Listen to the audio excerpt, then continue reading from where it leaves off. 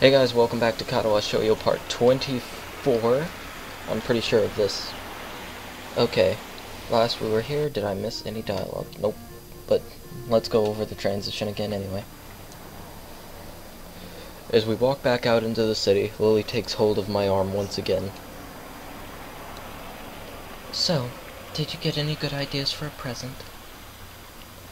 To be honest, no. I've never been any good at picking them. As absurd as it sounds, perhaps we should just look around? Hearing Lily utter those words throws me for a moment. Right. How do we do that? That's just the reaction I was expecting. It's simple. You can go window shopping and just tell me what is around. If something interesting comes up, then we might get an idea. Right. I'm still not so sure of this, but I'll take your word for it. I think we'll manage. Hanako, my sister, and I managed to do it well enough. With Lily's simplistic and rather optimistic statement, we set off into the shopping district of the city, and I start describing everything I see to Lily. It's hard to think of Hanako going window shopping. She doesn't feel like the type to place much stock in fashion, nor have I noticed her reading magazines or the like. In fact, all I think I've really seen her do as a hobby is read books. There's a housewares shop just ahead. Looks like it's mostly crockery, though. I can't think that she'd have much of a need for that. And what type of message would that send to her? Cook more food? That's not such a bad idea, maybe. Sometimes it's best to leave these things alone, Hisao. Once again, I get the feeling that Hanako's exploits in the kitchen aren't always successful. Lily must have had to help her with that sometimes. Let's see, next along is a bookshop. That seems like a good one. She's always reading. Yes, but there are a few problems with books. I'm not quite sure what she has and hasn't read. What about a gift card, then? There's nothing as impersonal as giving someone a gift card. It's like saying, I don't know enough about you to work out what you'd like. I always thought of it as making sure they get what they wanted. Giving people gifts is supposed to show them the level of affection you have for them. If you can't decide on a simple gift for them, then how much could you think of them? Right, no gift cards. Lily seems overly passionate about this, but I can see her point. If you're going to get something for someone, then you should at least put some thought into it.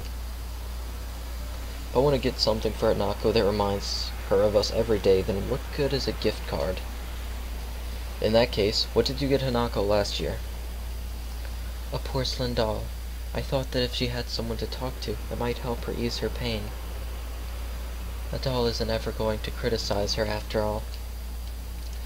So, should I be looking for a doll shop? If you could be so kind to keep a lookout for one, I would be grateful. Sounds good to me, though I wish you'd mentioned it earlier. But if I did that, then you wouldn't have started thinking for yourself, would you? Once again, Lily has a point. My brain is currently analyzing every store we pass for gift options. If Lee had mentioned a doll shop to begin with, I wouldn't have thought of anything else. We wander through the city's streets, but seem to be unable to find anything that resembles a doll shop, or anything that I could consider a fitting present. The simple act of searching is starting to clear my head. The events of last week are starting to fade away, and I'm looking forward to giving Hanako her gift. If I can find one, that is. This is hopeless. I thought we'd be able to find something in the city for sure, and I'm sure we've walked down this street at least once before. That almost sounds like you're giving up, Hisao. I'm not, but it's a lot harder than I thought. Try not to be so restricted in your thinking.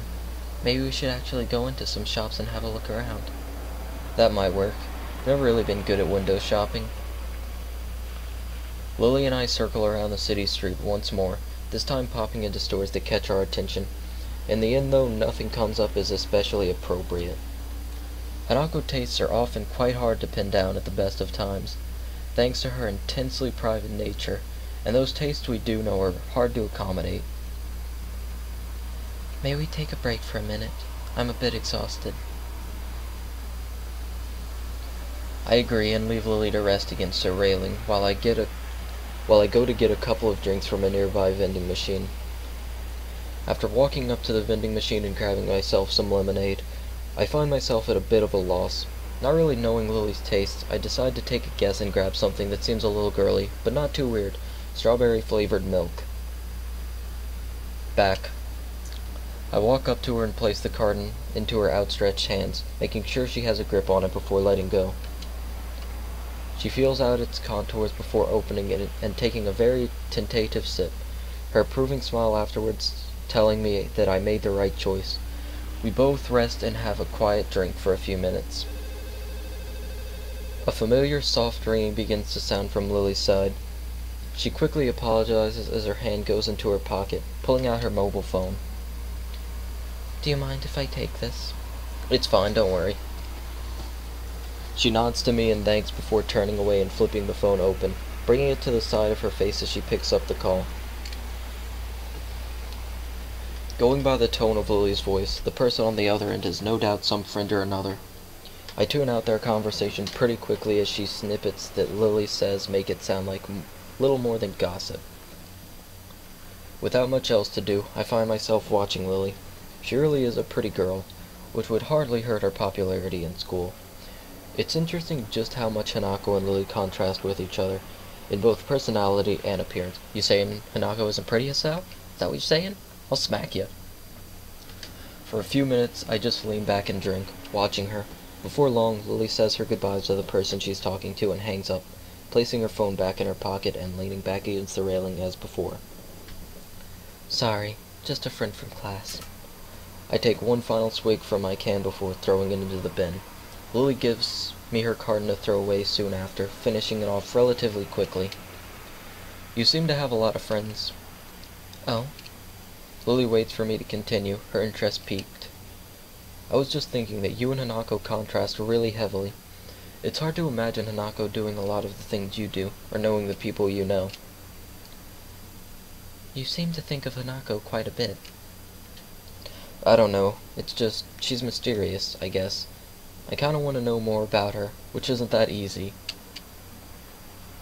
It almost sounds like you're doubting your relationship to her. I don't think it's that.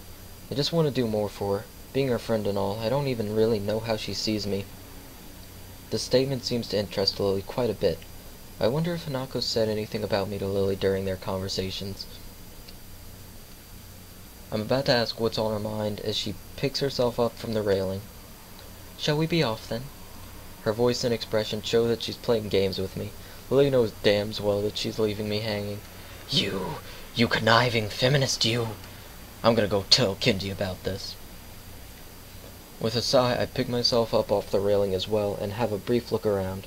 We have stuff to do, so I'll just try and get back to her about this later. Tucked in between a newsstand and a convenience store and a small shop.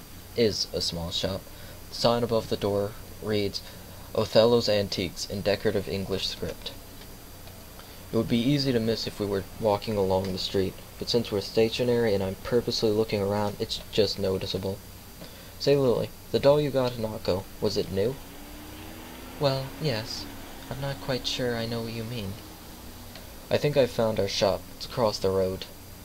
Oh? What is it? Some kind of toy shop? It's an antique shop. I think it's probably got to be the best bet. Really? I didn't even know we had one of those near here. Neither did I. I missed it the first time we went by here. It's pretty well hidden. Well then, it can't hurt to check. Inspired by this new find, we quickly dust ourselves off and head towards the store, Lily's hand finding its way to my elbow for guidance. The store has a strange, musky scent to it. The layout is more like a garage than a store. Things are strewn around the floor without any immediate semblance of order. The shopkeeper gives us an almost bored look through his particularly small eyes. His face looks weary and tired, and his dress style is distinctly anachronistic. He gives us a polite nod of welcome before going back to his book. Lily holds tightly onto my arm, and I find myself having to split my efforts between making sure we don't miss a potential gift for Hanako and making sure Lily doesn't inadvertently bump into anything. The task is quite difficult given the haphazard way the store is laid out, and the many things poking out from the shelves they're on or sitting on pieces of furniture, but eventually we safely arrive at an old desk covered in dolls and teddy bears. I think this is the right place. There's pretty much every kind of doll you could imagine here. That should make the choice much simpler. Could you please pick one for me, Hisao? I had a feeling that it would come to this. I picture Hanako in my mind, and try to imagine which of the dolls before me would suit her the best. My eyes wander across the collection. Each one is as exquisite as the one before it. The sheer number of styles is boggling, but eventually one catches my eye. Here, what about this one? I pick up a small porcelain doll that looks to be at least somewhat affordable. Dressed in a Victorian-era green dress with a little brown hat sitting atop its blonde hair, it looks a little like Lily. I gently pass it to her, who delicately feels her way around the object while wearing a look of slight concentration. It certainly feels beautiful. Do you think it would suit Hanako, in your opinion? I think it would. It could look good in her room. In that case, I'll trust your judgment. Will you be getting her something as well, or shall this be a shared gift? I'm not sure. I think I should get her something myself, but I don't think getting her another doll is such a great idea. Maybe... I let my voice trail off as I look around the shop. Resting on a writing table not far from us is a decorative box that catches my eye. Wait here, I think I've found something. My, that was fast. I gingerly walk through a collection of crystal glassware and pick up the box. The wooden sides are covered in carvings depicting ancient battles around a castle. The top, however, looks far too familiar. Alternating squares of white and black varnished wood are arranged on the lid. That's a really nice item. It's a chess set from overseas. The store owner's sudden appearance startles me a little. I didn't see him approaching at all. I suppose he's trying to help us because we don't really look like we know what we're looking for. Or on the other hand, maybe he wants to keep an eye on us because he suspects we might shoplift instead. I'm looking for a present for a friend. I see. In that case, the chess set would be a fine choice.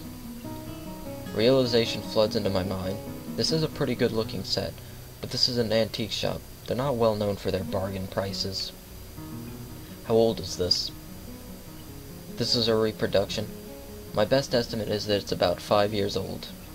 I see. How much? He thinks a little before telling me, which is slightly disconcerting. I'll let you take this now for 7,000 yen. I balk a little. I wasn't expecting to spend that much, but this does seem perfect. Then again, maybe that's a testament to how well he worked out how much he could make me pay. Couldn't make it 5,000? 5,500. No lower. I'm sold. Oh, we'd also like to get that doll. The store owner looks over my shoulder, focusing on Lily and the doll in her hands. His eyes narrow and he visibly takes a moment to switch mental gears. In the process, his smile drops slightly. Ah. I guess that means that not everything in this store is a reproduction. Are you quite sure you would like that doll, miss? I trust my friend's judgment. I see. Oh, no offense. None taken. If you could please wrap it for me, it would be appreciated. Yes, of course, but it is 20,000 yen. Lily reaches into her purse and presents 4 crisp-looking 5,000 yen notes. Here you are, 20,000 yen. The storekeeper dutifully takes them and the doll, and proceeds to the counter. I take Lily's arm to guide her there. Are you sure about this? It's okay, I have the funds I need. As I said, I trust your judgment. I feel a little guilty on 2 fronts. Firstly, because Lily had just spent a lot of money on my recommendation, and second, because I have a feeling the value of my gift isn't high enough. Nevertheless, Lily does seem to get somewhat awkward whenever the mention of money comes about. Now, Hisao, let me tell you, it matters not how much you spend on a gift. It simply matters how much you care for the person you're willing to search for this gift to give to them. Yes. I hand the shopkeeper my present and the money for it in turn. He puts the cash into the register before busying himself with wrapping the doll and repeating the process on the chessboard. Eventually he finishes the gift wrapping and hands us both our presents. Please be careful on your way back, and do come again. Thanks. Indeed, thank you very much. The store owner bows deeply to us as we leave. Well, it did take us all day, but we found something in the end. That we did. Now that the presents are wrapped, I'm feeling a little impatient to give them to Hanako.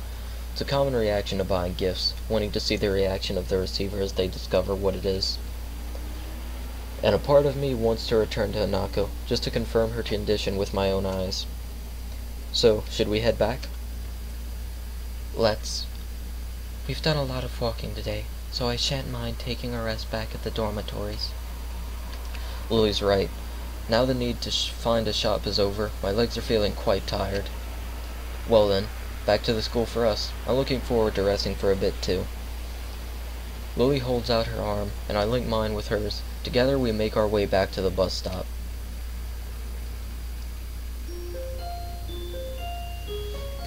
Yes. Very good. We have made progress. We have bought a doll and a chessboard. Muto reads equations and formulas to us one by one in his usual unenthusiastic monotone, directly from the book. It's possible that he might be excited about what he teaches us. Sometimes he can display an awkward spark of passion for it, as if he's starting to get into the material. Most days, however, are like this one. What we're covering is fairly simple, so I find it increasingly difficult to keep my concentration on him. It's not too long until my legs begin aching again, which only makes it even harder. I'm almost starting to regret walking around the city yesterday with Lily. Since leaving the hospital, I've done very little physical exertion. Walking to and from the local corner store hardly counts. Despite Emmy's attempts when I first arrived in Yamaku, I've largely given up on the idea of ever returning to my old level of fitness. I have little doubt that's why walking around town for so many hours has made me quite so sore. It's depressing, and it reminds me of one more thing I can't do since I had my heart attack. It makes me feel pathetic. Now, Ikazawa? It's odd for Muto to ask Hanako a question, but not unheard of. She quickly jumps to her feet, a little startled, and immediately pins her eyes onto him. She knows that Muto calling on her is rare, so all eyes in the classroom are going to be on her. This way she doesn't run the risk of making eye contact with anyone else. Yes? In this particular example of a redox reaction, and the combustion of methane reaction actually produces one more product than is listed. The production is... Even though it's a softball question, she timidly waits a bit before answering, biting down slightly on her lower lip as if to keep her concentration. Heat? Well done. This is an exothermic reaction, with the reaction given more heat than it was put into. Receiving a nod from Muto, Hanako takes her seat once again and gives her a relieved sigh. A shaky start, but it's something. It'll be nice to take her out for her birthday, somewhere different from the usual isolation of her room and the tea room. With the progress she's made until now, I don't think she'll have much of a problem going to the city. Right then. For the remainder of this class, I'd like you to work in groups of 3 or 4 on the problems in Chapter 12. I'll be here if you need me. Muto sits down behind his desk, pulls some loose sheets out of a folder, and starts on some kind of paperwork of his own. I thought teachers were supposed to do that kind of thing after class, not during it. Oh God, no! Regardless, I look to my right to pick out someone to form a group with. Given the 2 smiling faces hovering near mine, I don't think I'm going to get much say in the matter.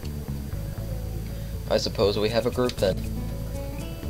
Hey Chan, you want to work together? Okay, that's great. It's really been a while. The class begins to process the process of noisily shuffling their desks around, with Shizune doing the same as she puts hers in front of mine. She's a little lucky to not be able to hear the din of the classroom, which is loud enough to cause some discomfort. Truth be told, working with Shizune and Misha is probably a good outcome. Shizune and I are pretty good at the subject, and Misha has really nice handwriting. As I look to Misha, I notice a tall figure behind her. The shadow catches Misha's attention as well, and she turns to face the dark-haired observer. And I'm gonna end the part there. Best cliffhanger ever, because you obviously don't know what's gonna happen next. But I'll see you later. Peace.